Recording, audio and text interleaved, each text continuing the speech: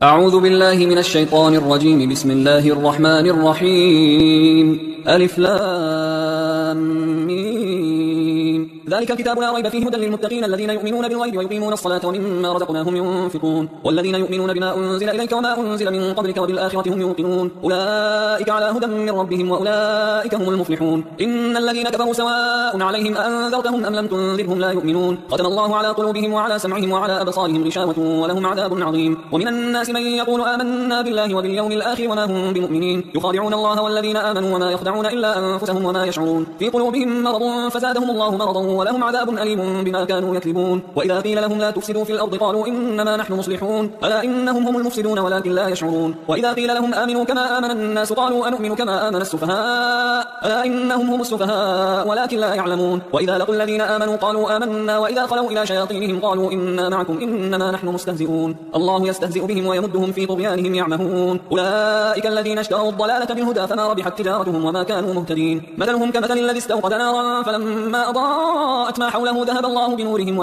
وتركهم في ظلمات لا يبصرون صم بكم عمي فهم لا يرجعون. أو كصيب من السماء فيه ظلمات ورعد وبرق يجعلون أصابعهم في آذانهم من الصواعق حذر الموت والله محيط بالكافرين. يكاد البرق يخطف أبصارهم كلما أضاء لهم مشوا فيه وإذا أظلم عليهم قاموا ولو شاء الله لذهب بسمعهم وأبصارهم إن الله على كل شيء قدير. يا أيها الناس اعبدوا ربكم الذي خلقكم والذين من قبلكم لعلكم تتقون الذي جعل لكم الأرض فراشا والسماء بناء وأنزل من السماء ماء فأخرج به من الثمرات رزقا لكم فلا تجعلوا لله أندادا وأنتم تعلمون. وإن كنتم في ريب مما نزلنا على عبدنا فأتوا بسورة من مثله وادعوا شهداءكم من دون الله إن كنتم صادقين فإن لم تفعلوا ولن تفعلوا فاتقوا النار التي وقودها الناس والحجارة أعدت للكافرين. وبشر الذين آمنوا وعملوا الصالحات أن لهم جنات تجري من تحتها الأنهار كلما رزقوا منها من ثمرة رزقا قالوا هذا الذي رزقنا من قبل وأتوا به متشابها ولهم فيها أزواج مطهرة وهم فيها خالدون. إن الله لا يستحيي أن يضرب مثلا ما بعوضة فما فوقها فأما الذين آمنوا فيعلمون أنه الحق من ربهم وأما الذين كفروا فيقولون ماذا أراد الله بهذا مثلا يضل به كثيرا ويهدي به كثيرا وما يضل به إلا الفاسقين الذين ينقضون عهد الله من بعد ميثاقه ويقطعون ما أمر الله به أن يوصل ويفسدون في الأرض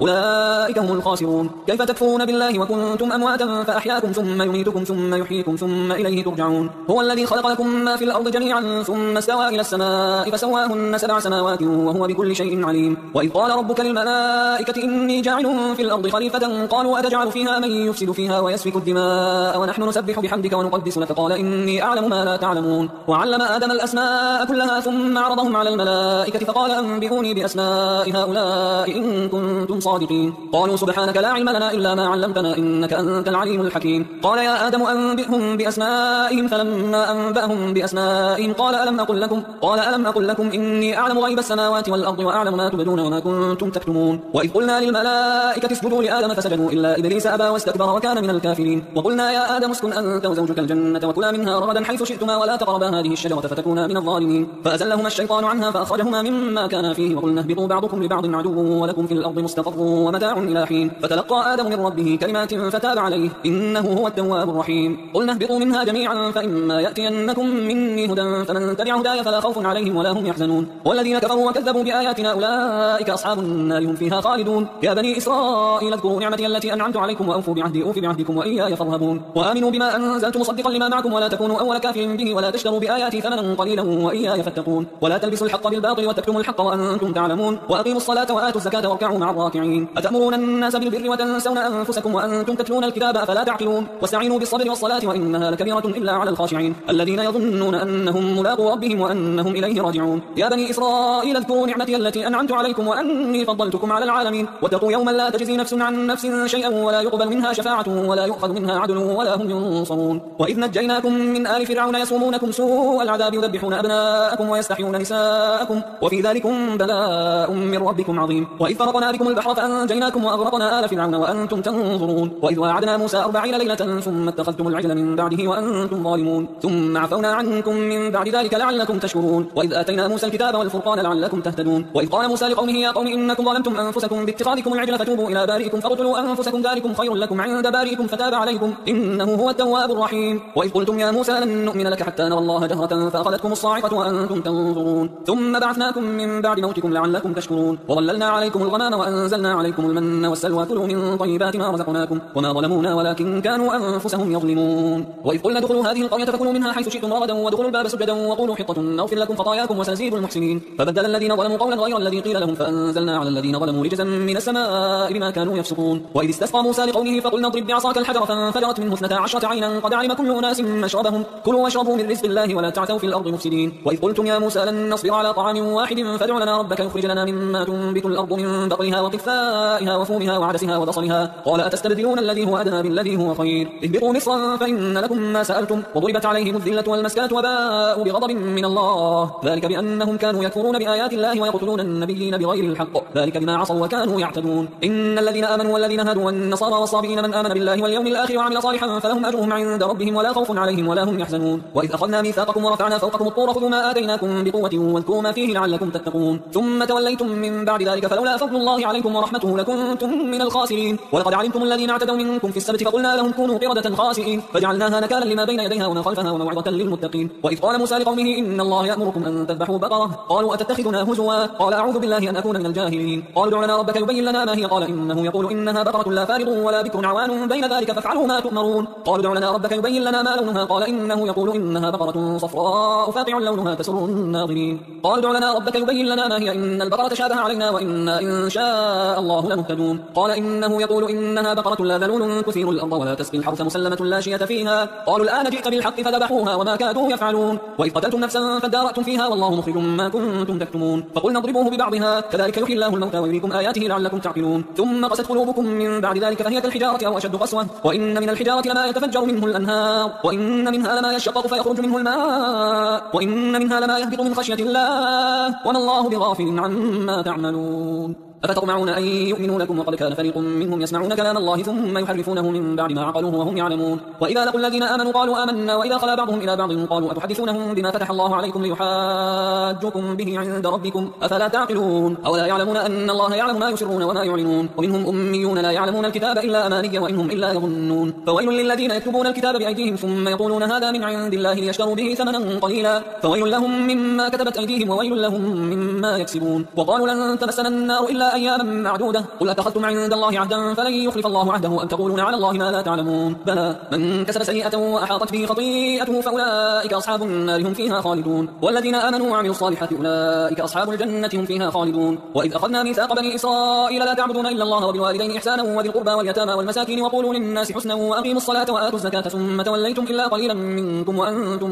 معرضون. وإذ أخذنا ميثاقكم لا تسفكون دماءكم ولا تخرجون أنفسكم من دياركم ثم أقررتم وأنتم تشهدون ثم أنتم هؤلاء تقتلون أنفسكم وتخرجون فريقا منكم من ديارهم تظاهرون عليهم بالإثم والعدوان وإن يأتوكم أسارى تفادوهم وهو محرم عليكم إخراجهم أفتؤمنون ببعض الكتاب وتكفرون ببعض فما جزاء من يفعل ذلك منكم إلا خزي في الحياة الدنيا ويوم القيامة يردون إلى أشد العذاب وما الله بغافل عما تعملون. أولئك الذين اشتروا الحياة الدنيا بالآخرة فلا يخفف عنهم العذاب ولا هم ينصرون. ولقد آتينا موسى الكتاب وقفينا من بعده بالرسل وآتينا عيسى ابن مريم البينات وأيدناه بروح القدس أفكلما جاءكم رسول بما لا تهوى أنفسكم استكبرتم ففريقا كذبتم وفريقا تقتلون وقالوا قلوبنا غلف بل لعنهم الله بكفرهم فقليلا ما يؤمنون. ولما جاءهم كتاب من عند الله مصدق لما معهم وكانوا من قبل يستفتحون على الذين كفروا فلما جاءهم ما عرفوا كفروا به فلعنة الله على الكافرين. بئس ما اشتروا به أنفسهم أن يكفروا بما أنزل الله بغيا أن ينزل الله من فضله على من يشاء من عباده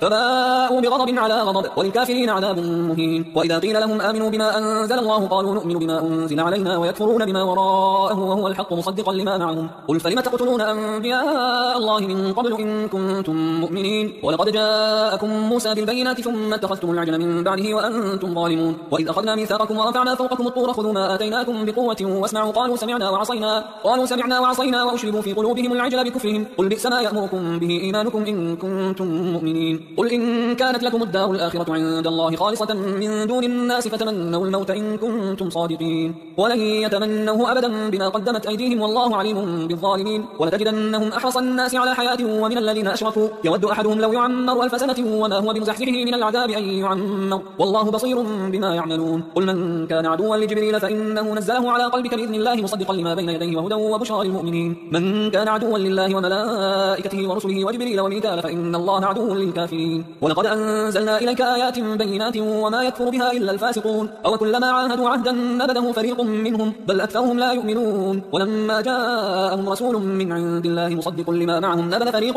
من الذين أوتوا الكتاب كتاب الله وراء ظهورهم كأنهم لا يعلمون واتبعوا ما تتلو الشياطين على ملك سليمان وما كفر سليمان ولكن الشياطين كفروا يعلمون الناس السحر وما أنزل على الملكين ببابل هاروت وماروت وما يعلمان من أحد حتى يقولا إنما نحن فتنة فلا تكفر فيتعلمون منهما ما يفرقون به بين المرء وزوجه وما هم بضارين به من أحد إلا بإذن الله ويتعلمون ما يضرهم ولا ينفعهم ولقد علموا لمن اشتراه ما له في الآخرة من خلاق ولبئس ما شروا به أنفسهم لو كانوا يعلمون ولو أنهم آمنوا واتقوا لمثوبة من عند الله خير لو كانوا يعلمون يا أيها الذين آمنوا لا تقولوا راعنا وقولوا انظرنا واسمعوا وللكافرين عذاب أليم ما يود الذين كفروا من أهل الكتاب ولا المشركين أن ينزل عليكم من خير من ربكم والله يختص برحمته من يشاء والله ذو الفضل العظيم ما ننسخ من آية أو ننسها نأتي بخير منها أو مثلها ألم تعلم أن الله على كل شيء قدير ألم تعلم أن الله له ملك السماوات والأرض وما لكم من دون الله من ولي ولا نصير أم تريدون أن تسألوا رسولكم كما سئل موسى من قبل ومن يتبدل الكفر بالإيمان فقد ضل سواء السبيل ود كثير من أهل الكتاب لو يردونكم من بعد إيمانكم كفارا حسدا من عند أنفسهم من بعد ما تبين لهم الحق فاعفوا واصفحوا حتى يأتي الله بأمره إن الله على كل شيء قدير وأقيموا الصلاة وآتوا الزكاة وما تقدموا لأنفسكم من خير تجدوه عند الله إن الله بما تعملون بصير وقالوا لن يدخل الجنة إلا من كان هودا أو نصارى تلك أمانيهم قل هاتوا برهانكم إن كنتم صادقين بلى من أسلم وجهه لله وهو محسن فله أجره عند ربه ولا خوف عليهم ولا هم يحزنون وقالت اليهود ليست النصارى على شيء وقالت النصارى ليست اليهود على شيء وهم يتلون الكتاب كذلك قال الذين لا يعلمون مثل قولهم فالله يحكم بينهم يوم القيامة فيما كانوا فيه يختلفون ومن أظلم ممن منع مساجد الله أن يذكر فيها اسمه وسعى في خرابها أولئك ما كان لهم أن يدخلوها إلا خائفين لهم في الدنيا خزي ولهم في الآخرة عذاب عظيم ولله المشرق والمغرب فأينما تولوا فثم وجه الله إن الله واسع عليم وقالوا اتخذ الله ولدا سبحانه بل له ما في السماوات والأرض كل له قانتون بديع السماوات والأرض وإذا قضى أمرا فإنما يقول له كن فيكون وقال الذين لا يعلمون لولا يكلمنا الله أو تأتينا آية كذلك قال الذين من قبلهم مثل قولهم تشابهت قلوبهم قد بينا الآيات لقوم يوقنون إنا أرسلناك بالحق بشيرا ونذيرا ولا تسأل عن أصحاب الجحيم ولن ترضى عنك اليهود ولا النصارى حتى تتبع ملتهم قل إن هدى الله هو الهدى ولئن اتبعت أهواءهم بعد الذي جاءك من العلم ما لك من الله من ولي ولا نصير الذين آتيناهم الكتاب يتلونه حق تلاوته أولئك يؤمنون به ومن يكفر به فأولئك هم الخاسرون يا بني إسرائيل اذكروا نعمتي التي أنعمت عليكم وأني فضلتكم على العالمين واتقوا يوما لا تجزي نفس عن نفس شيئا ولا يقبل منها عدل ولا تنفعها شفاعة ولا هم ينصرون وإذ ابتلى إبراهيم ربه بكلمات فأتمهن قال إني جاعلك للناس إماما قال ومن ذريتي قال لا ينال عهد الظالمين وإذ جعلنا البيت مثابة للناس وأمنا واتخذوا من مقام إبراهيم مصلى وعهدنا إلى إبراهيم وإسماعيل أن طهرا بيتي للطائفين والعاكفين والركع السجود وإذ قال إبراهيم رب اجعل هذا بلدا آمنا وارزق أهله من الثمرات من آمن منهم بالله واليوم الآخر قال ومن كفر فأمتعه قليلا ثم أضطره إلى عذاب النار وبئس المصير وإذ يرفع إبراهيم القواعد من البيت وإسماعيل ربنا تقبل منا إنك أنت السميع العليم ربنا واجعلنا مسلمين لك ومن ذريتنا أمة مسلمة لك وأرنا مناسكنا وتب علينا إنك أنت التواب الرحيم ربنا وبعث فيهم رسولا منهم يتلو عليهم آياتك ويعلمهم الكتاب والحكمة ويزكيهم إنك أنت العزيز الحكيم ومن يرغب عن ملة إبراهيم إلا من سفه نفسه ولقد اصطفيناه في الدنيا وإنه في الآخرة لمن الصالحين إذ قال له ربه أسلم قال أسلمت لرب العالمين ووصى بها إبراهيم بنيه ويعقوب يا بني إن الله اصطفى لكم الدين فلا تموتن إلا وأنتم مسلمون أم كنتم شهداء إذ حضر يعقوب الموت إذ قال لبنيه ما تعبدون من بعدي قالوا نعبد إلهك وإله آبائك إبراهيم وإسماعيل وإسحاق إلها واحدا ونحن له مسلمون تلك أمة قد خلت لها ما كسبت ولكم ما كسبتم ولا تسألون عما كانوا يعملون وقالوا قالوا كونوا هودا أو نصارى تهتدوا قل بل ملة إبراهيم حنيفا وما كان من المشركين قولوا آمنا بالله وما أنزل إلينا وما أنزل إلى إبراهيم وإسماعيل وإسحاق ويعقوب والأسباط وما أوتي موسى وعيسى وما أوتي النبيون من ربهم لا نفرق بين أحد منهم ونحن له مسلمون فإن آمنوا بمثل ما آمنتم به فقد اهتدوا وإن تولوا فإنما هم في شقاق فسيكفيكهم الله وهو السميع العليم صبغة الله ومن أحسن من الله صبغة ونحن له عابدون قل أتحاجوننا في الله وهو ربنا وربكم ولنا أعمالنا ولكم أعمالكم ونحن له مخلصون أم تقولون إن إبراهيم وإسماعيل وإسحاق ويعقوب والأسباط كانوا هودا أو نصارى قل أأنتم أعلم أم الله ومن أظلم ممن كتم شهادة عنده من الله وما الله بغافل عما تعملون تلك أمة قد خلت لها ما كسبت ولكم ما كسبتم ولا تسألون عما كانوا يعملون سيقول السفهاء من الناس ما ولاهم عن قبلتهم التي كانوا عليها قل لله المشرق والمغرب يهدي من يشاء إلى صراط مستقيم وكذلك جعلناكم أمة وسطا لتكونوا شهداء على الناس ويكون الرسول عليكم شهيدا وما جعلنا القبلة التي كنت عليها إلا لنعلم من يتبع الرسول ممن ينقلب على عقبيه وإن كانت لكبيرة إلا على الذين هدى الله وما كان الله ليضيع إيمانكم إن الله بالناس لرؤوف رحيم قد نرى تقلب وجهك في السماء فلنولينك قبلة ترضاها فول وجهك شطر المسجد الحرام وحيث ما كنتم فولوا وجوهكم شطره وإن الذين أوتوا الكتاب ليعلمون أنه الحق من ربهم وما الله بغافل عما يعملون ولئن أتيت الذين أوتوا الكتاب بكل آية ما تبعوا قبلتك وما أنت بتابع قبلتهم وما بعضهم بتابع قبلة بعض ولئن اتبعت أهواءهم من بعد ما جاءك من العلم إنك إذا لمن الظالمين الذين آتيناهم الكتاب يعرفونه كما يعرفون أبناءهم وإن فريقا منهم ليكتمون الحق وهم يعلمون الحق من ربك فلا تكونن من الممترين ولكل وجهة هو موليها فاستبقوا الخيرات أينما تكونوا يأتي بكم الله جميعا إن الله على كل شيء قدير ومن حيث خرجت فول وجهك شطر المسجد الحرام وإنه للحق من ربك وما الله بغافل عما تعملون ومن حيث خرجت فول وجهك شطر المسجد الحرام وحيث ما كنتم فولوا وجوهكم شطره لئلا يكون للناس عليكم حجة إلا الذين ظلموا منهم فلا تخشوهم واخشوني ولأتم نعمتي عليكم ولعلكم تهتدون كما أرسلنا فيكم رسولا منكم يتلو عليكم آياتنا ويزكيكم ويعلمكم الكتاب والحكمة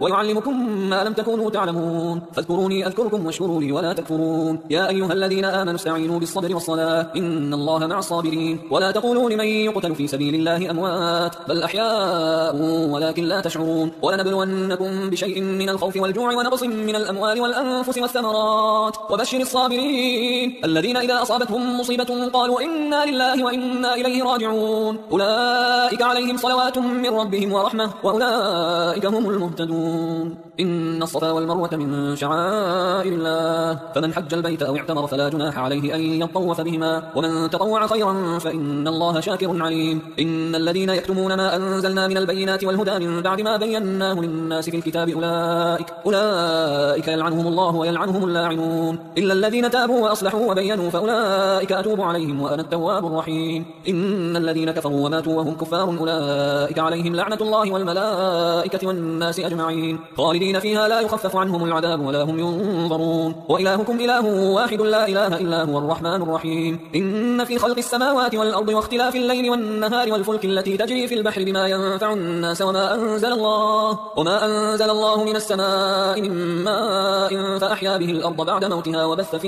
وبث فيها من كل دابة وتصريف الرياح والسحاب المسخر بين السماء والأرض لآيات لقوم يعقلون ومن الناس من يتخذ من دون الله أندادا يحبونهم كحب الله والذين آمنوا أشد حبا لله ولو يرى الذين ظلموا إذ يرون العذاب أن القوة لله جميعا وأن الله شديد العذاب إذ تبرأ الذين اتبعوا من الذين اتبعوا ورأوا العذاب وتقطعت بهم الأسباب وقال الذين اتبعوا لو أن لنا كرة فنتبرأ منهم كما تبرأوا منا كذلك يريهم الله أعمالهم حسرات عليهم وما هم بخارجين من النار يا أيها الناس كلوا مما في الأرض حلالا طيبا ولا تتبعوا خطوات الشيطان إنه لكم عدو مبين إنما يأمركم بالسوء والفحشاء وأن تقولوا على الله ما لا تعلمون وإذا قيل لهم اتبعوا ما أنزل الله قالوا بل نتبع ما ألفينا عليه آباءنا أولو كان آباؤهم لا يعقلون شيئا ولا يهتدون ومثل الذين كفروا كمثل الذي ينعق بما لا يسمع إلا دعاء ونداء صم بكم عمي فهم لا يعقلون يا أيها الذين آمنوا كلوا من طيبات ما رزقناكم واشكروا لله إن كنتم إياه تعبدون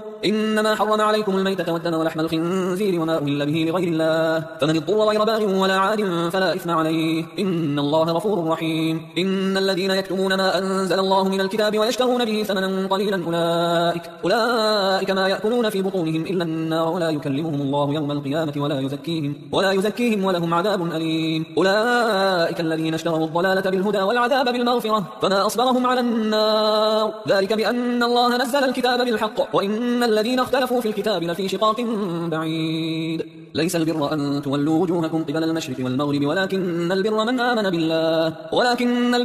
بالله واليوم الآخر والملائكة والكتاب والنبيين وآتى المال على حبه ذوي القربى واليتامى والمساكين وابن السبيل والسائلين وفي الرقاب وأقام الصلاة وآتى الزكاة والموفون بعهدهم إذا عاهدوا والصابرين في البأساء والضراء وحين البأس، أولئك الذين صدقوا وأولئك هم المتقون. يا أيها الذين آمنوا كتب عليكم القصاص في القتلى، الحر بالحر والعبد بالعبد والأنثى بالأنثى، فمن عفي له من أخيه شيء فاتباع بالمعروف وأداء إليه بإحسان، ذلك تخفيف من ربكم ورحمة، فمن اعتدى بعد ذلك فله عذاب أليم. ولكم في القصاص حياة يا أولي الألباب لعلكم تتقون. كتب عليكم إذا حضر أحدكم الموت إن ترك خيرا الوصية للوالدين والأقربين بالمعروف حقا على المتقين، فمن بدله بعد ما سمعه فإنما إثمه على الذين يبدلونه، إن الله سميع عليم. فمن خاف من موص جنفا أو إثما فأصلح بينهم فلا إثم عليه، إن الله غفور رحيم. يا أيها الذين آمنوا كتب عليكم الصيام كما كتب على الذين من قبلكم لعلكم تتقون، أياما معدودات، فمن كان منكم مريضا أو على سفر فعدة من أيام أخر، وعلى الذين يطيقونه فدية طعام مسكين، فمن تطوع خيرا فهو خير له، وأن تصوموا خير لكم إن كنتم تعلمون. شهر رمضان الذي أنزل فيه القرآن هدى للناس وبينات من الهدى والفرقان، فمن شهد منكم الشهر فليصم، ومن كان مريضا أو على سفر فعدة من أيام أخر، يريد الله بكم اليسر ولا يريد بكم العسر ولتكملوا العدة ولتكبروا الله على ما هداكم ولعلكم تشكرون. وإذا سألك عبادي عني فإني قريب أجيب دعوة الداعي إذا دعان، فليستجيبوا لي وليؤمنوا بي لعلهم يرشدون. أحل لكم ليلة الصيام الرفث إلى نسائكم هن لباس لكم وأنتم لباس لهن، علم الله أنكم كنتم تختانون أنفسكم فتاب عليكم وعفى عنكم، فالآن باشروهن وابتغوا ما كتب الله لكم، وكلوا واشربوا حتى يتبين لكم الخيط الأبيض من الخيط الأسود من الفجر، ثم أتموا الصيام إلى الليل، ولا تباشروهن وأنتم عاكفون في المساجد، تلك حدود الله فلا تقربوها، كذلك يبين الله آياته للناس لعلهم يتقون. ولا تأكلوا أموالكم بينكم بالباطل وتدلوا بها إلى الحكام لتأكلوا فريقا من أموال الناس بالإثم وأنتم تعلمون. يسألونك عن الأهلة قل هي مواقيت للناس والحج، وليس البر بأن تأتوا البيوت من ظهورها ولكن البر من اتقى، وأتوا البيوت من أبوابها، واتقوا الله لعلكم تفلحون. وقاتلوا في سبيل الله الذين يقاتلونكم ولا تعتدوا إن الله لا يحب المعتدين. وقتلوهم حيث ثقفتموهم وأخرجوهم من حيث أخرجوكم والفتنة أشد من القتل، ولا تقاتلوهم عند المسجد الحرام حتى يقاتلوكم فيه، فإن قاتلوكم فاقتلوهم، كذلك جزاء الكافرين. فإن انتهوا فإن الله غفور رحيم. وقاتلوهم حتى لا تكون فتنة ويكون الدين لله، فإن انتهوا فلا عدوان إلا على الظالمين. الشهر الحرام بالشهر الحرام والحرمات قصاص، فمن اعتدى عليكم فاعتدوا عليه بمثل ما اعتدى عليكم، واتقوا الله واعلموا أن الله مع المتقين. وأنفقوا في سبيل الله ولا تلقوا بأيديكم إلى التهلكة وأحسنوا إن الله يحب المحسنين. وأتموا الحج والعمرة لله، فإن أحصرتم فما استيسر من الهدي، ولا تحلقوا رؤوسكم حتى يبلغ الهدي محله، فمن كان منكم مريضا أو به أذى من رأسه ففدية من صيام أو صدقة أو نسك، فإذا أمنتم فمن تمتع بالعمرة إلى الحج فما استيسر من الهدي، فمن لم يجد فصيام 3 أيام في الحج و7 إذا رجعتم، تلك 10 كاملة، ذلك لمن لم يكن أهله حاضر المسجد الحرام. واتقوا الله واعلموا أن الله شديد العقاب. الحج أشهر معلومات، فمن فرض فيهن الحج فلا رفث ولا فسوق ولا جدال في الحج، وما تفعلوا من خير يعلمه الله، وتزودوا فإن خير الزاد التقوى، واتقون يا أولي الألباب. ليس عليكم جناح أن تبتغوا فضلا من ربكم، فإذا أفضتم من عرفات فاذكروا الله عند المشعر الحرام واذكروه كما هداكم وإن كنتم من قبله لمن الضالين. ثم أفيضوا من حيث أفاض الناس واستغفروا الله إن الله غفور رحيم. فإذا قضيتم مناسككم فاذكروا الله كذكركم آباءكم أو أشد ذكرا، فمن الناس من يقول ربنا آتنا في الدنيا وما له في الآخرة من خلاق، ومنهم من يقول ربنا آتنا في الدنيا حسنة وفي الآخرة حسنة وقنا عذاب النار. أولئك لهم نصيب مما كسبوا والله سريع الحساب. واذكروا الله في أيام معدودات، فمن تعجل في يومين فلا إثم عليه ومن تأخر فلا إثم عليه لمن اتقى، واتقوا الله واعلموا أنكم إليه تحشرون. ومن الناس من يعجبك قوله في الحياة الدنيا ويشهد الله على ما في قلبه وهو ألد الخصام. وإذا تولى سعى في الأرض ليفسد فيها ويهلك الحرث والنسل والله لا يحب الفساد. وإذا قيل له اتق الله أخذته العزة بالإثم فحسبه جهنم ولبئس المهاد. ومن الناس من يشري نفسه ابتغاء مرضات الله والله رؤوف بالعباد. يا أيها الذين آمنوا ادخلوا في السلم كافة ولا تتبعوا خطوات الشيطان إنه لكم عدو مبين. فإن زللتم من بعد ما جاءتكم البينات فاعلموا أن الله عزيز حكيم. هل ينظرون إلا أن يأتيهم الله في ظلل من الغمام والملائكة وقضي الأمر وإلى الله ترجع الأمور. سل بني إسرائيل كم آتيناهم من آية بينة ومن يبدل نعمة الله من بعد ما جاءته فإن الله شديد العقاب. زين للذين كفروا الحياة الدنيا ويسخرون من الذين آمنوا والذين اتقوا فوقهم يوم القيامة والله يرزق من يشاء بغير حساب. كان الناس أمة واحدة فبعث الله النبيين مبشرين ومنذرين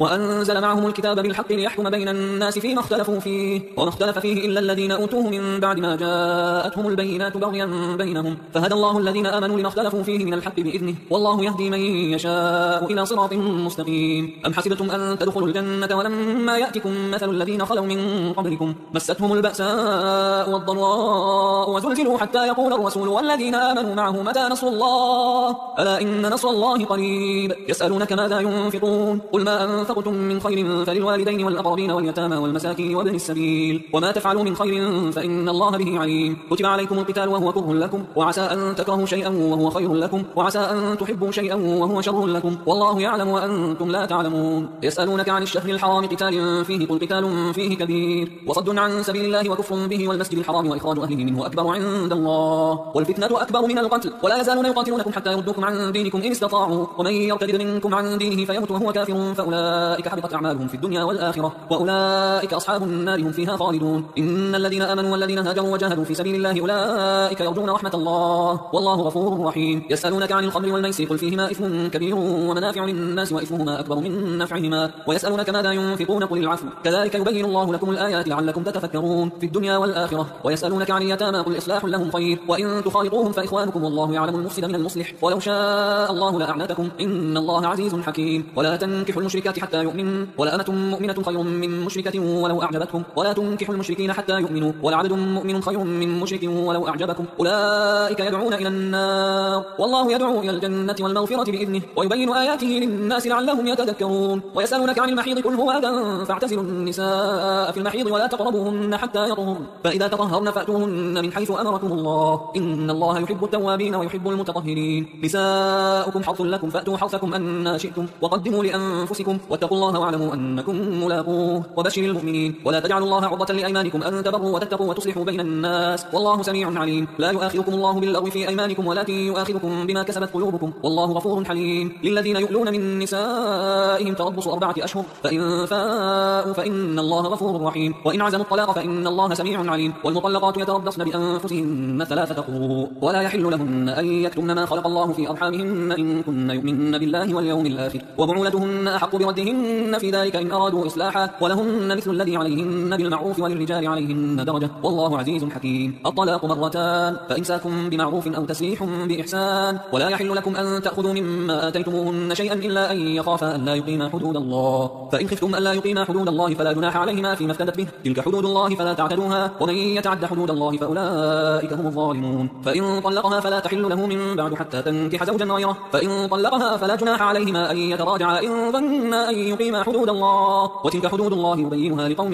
يعلمون. وإذا طلقتم النساء فبلغن أجلهن فأمسكوهن بمعروف أو سرحوهن بمعروف ولا تمسكوهن ضرارا لتعتدوا ومن يفعل ذلك فقد ظلم نفسه. ولا تتخذوا آيات الله هزوا واذكروا نعمة الله عليكم وما أنزل عليكم من الكتاب والحكمة يعظكم به واتقوا الله واعلموا أن الله بكل شيء عليم. وإذا طلقتم النساء فبلغن أجلهن فلا تعضلوهن أن ينكحن أزواجهن إذا تراضوا بينهم بالمعروف ذلك يوعظ به من كان منكم يؤمن بالله واليوم الآخر ذلكم أزكى لكم وأطهر والله يعلم وأنتم لا تعلمون. والوالدات يرضعن أولادهن حولين كاملين لمن أراد أن يتم الرضاعة وعلى المولود له رزقهن وكسوتهن بالمعروف لا تكلف نفس إلا وسعها لا تضار والدة بولدها ولا مولود له بولده وعلى الوارث مثل ذلك فإن أرادا فصالا عن تراض منهما وتشاور فلا جناح عليهما. وإن أردتم أن تسترضعوا أولادكم فلا جناح عليكم إذا سلمتم ما آتيتم بالمعروف واتقوا الله واعلموا أن الله بما تعملون بصير. والذين يتوفون منكم ويذرون أزواجا يتربصن بأنفسهن 4 أشهر و10، فإذا بلغن أجلهن فلا جناح عليكم فيما فعلن في أنفسهن بالمعروف، والله بما تعملون خبير. ولا جناح عليكم فيما عرضتم به من خطبة النساء أو أكننتم في أنفسكم، علم الله أنكم ستذكرونهن ولكن لا تواعدوهن سرا إلا أن تقولوا قولا معروفا. ولا تعزموا عقدة النكاح حتى يبلغ الكتاب أجله، واعلموا أن الله يعلم ما في أنفسكم فاحذروه، واعلموا أن الله غفور حليم. لا جناح عليكم إن طلقتم النساء ما لم تمسوهن أو تفرضوا لهن فريضة، ومتعوهن على الموسع قدره وعلى المقتر قدره متاعا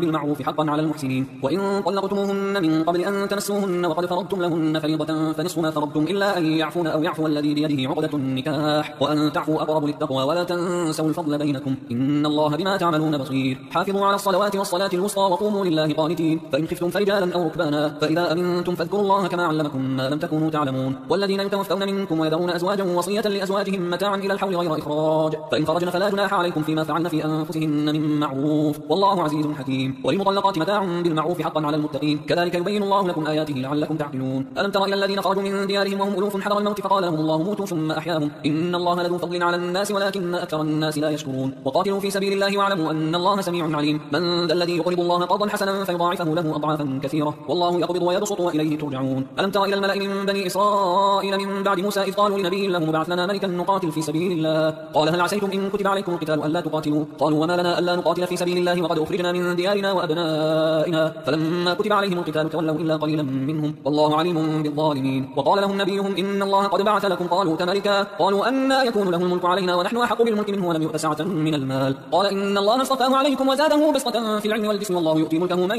يشاء والله واسع عليم. وقال لهم نبيهم إن آية ملكه أن يأتيكم التابوت فيه سكينة من ربكم وبقية مما ترك آل موسى وآل هارون تحمله الملائكة، إن في ذلك لآية لكم إن كنتم مؤمنين. فلما فصل طالوت بالجنود قال إن الله مبتليكم بنهر فمن شرب منه فليس مني ومن لم يطعمه فإنه مني إلا من اغترف غرفة بيده، فشربوا منه إلا قليلا منهم. فلما جاوزه هو والذين آمنوا معه قالوا لا طاقة لنا اليوم بجالوت وجنوده، قال الذين يظنون أنهم ملاقوا الله كم من فئة قليلة غلبت فئة كثيرة بإذن الله والله مع الصابرين. ولما برزوا لجالوت وجنوده قالوا ربنا أفرغ علينا صبرا وثبت أقدامنا وانصرنا على القوم الكافرين، فهزموهم بإذن الله. وقتل داود جالوت وآتاه الله الملك والحكمة وعلمه مما يشاء، ولولا دفع الله الناس بعضهم ببعض لفسدت الأرض ولكن الله ذو فضل على العالمين. تلك آيات الله نتلوها عليك بالحق وإنك لمن المرسلين. تلك الرسل فضلنا بعضهم على بعض، منهم من كلم الله ورفع بعضهم درجات، وآتينا عيسى ابن مريم البينات وأيدناه بروح القدس، ولو شاء الله ما اقتتل الذين من بعدهم من بعد ما جاءتهم البينات ولكن اختلفوا فمنهم من آمن ومنهم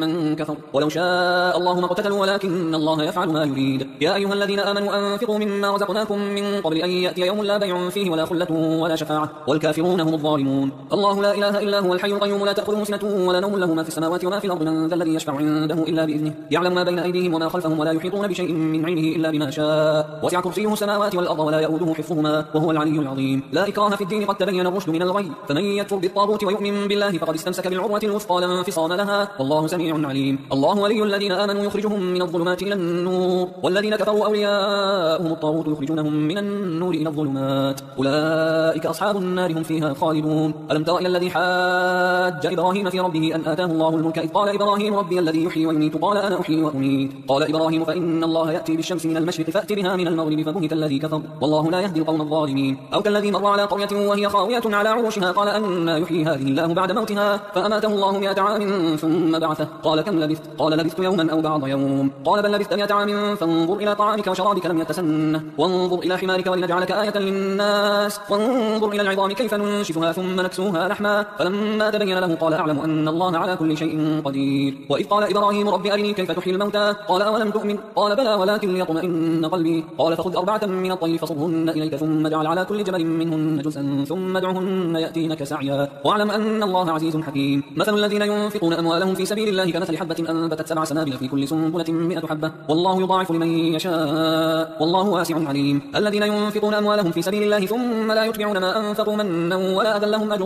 أجرهم عند ربهم ولا خوف عليهم ولا هم يحزنون، قول معروف ومغفرة خير من صدقة يتبعها أذى والله غني حليم. يا أيها الذين آمنوا لا تبطلوا صدقاتكم بالمن والأذى كالذي ينفق ماله رئاء الناس ولا يؤمن بالله واليوم الآخر، فمثله كمثل صفوان عليه تراب فأصابه وابل فتركه صلدا لا يقدرون على شيء مما كسبوا والله لا يهدي القوم الكافرين. ومثل الذين ينفقون أموالهم ابتغاء مرضات الله وتثبيتا من أنفسهم كمثل جنة بربوة أصابها وابل فآتت فآتت أكلها ضعفين فإن لم يصبها وابل فضل والله بما تعملون بصير. أيود أحدكم أن تكون له جنة من نخيل وأعناب تجري من تحتها الأنهار له فيها من كل الثمرات وأصابه الكبر وله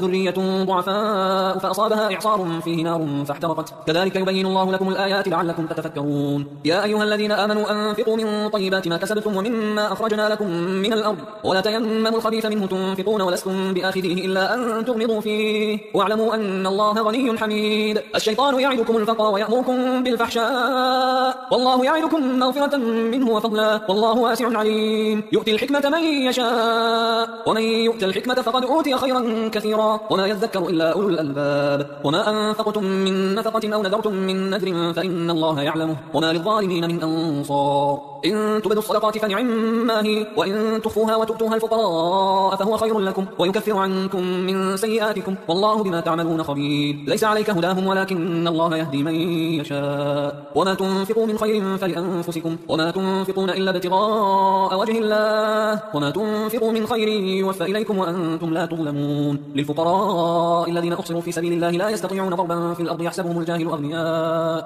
الجاهل أغنياء من التعفف تعرفهم بسيماهم لا يسألون الناس إلحافا وما تنفقوا من خير فإن الله به عليم. الذين ينفقون أموالهم بالليل والنهار سرا وعلانية فلهم أجرهم عند ربهم ولا خوف عليهم ولا هم يحزنون. الذين يأكلون الربا لا يقومون إلا كما يقوم الذي يتخبطه الشيطان من المس ذلك بأنهم قالوا إنما البيع مثل الربا وأحل الله البيع وحرم الربا. فمن جاءه موعظة من ربه فانتهى فله ما سلف وأمره إلى الله ومن عاد فأولئك أصحاب النار هم فيها خالدون. يمحق الله الربا ويربي الصدقات والله لا يحب كل كفار أثيم. إن الذين آمنوا وعملوا الصالحات وأقاموا الصلاة وآتوا الزكاة لهم أجرهم عند ربهم ولا خوف عليهم ولا هم يحزنون. يا أيها الذين آمنوا اتقوا الله وذروا ما بقي من الربا إن كنتم مؤمنين فإن لم تفعلوا فأذنوا بحرب من الله ورسوله وإن تبتم فلكم رؤوس أموالكم لا تظلمون ولا تظلمون. وإن كان ذو عسرة فنظرة إلى ميسرة وأن تصدقوا خير لكم إن كنتم تعلمون. واتقوا يوما ترجعون فيه إلى الله ثم توفى كل نفس ما كسبت وهم لا يظلمون. يا أيها الذين آمنوا إذا تداينتم بدين إلى أجل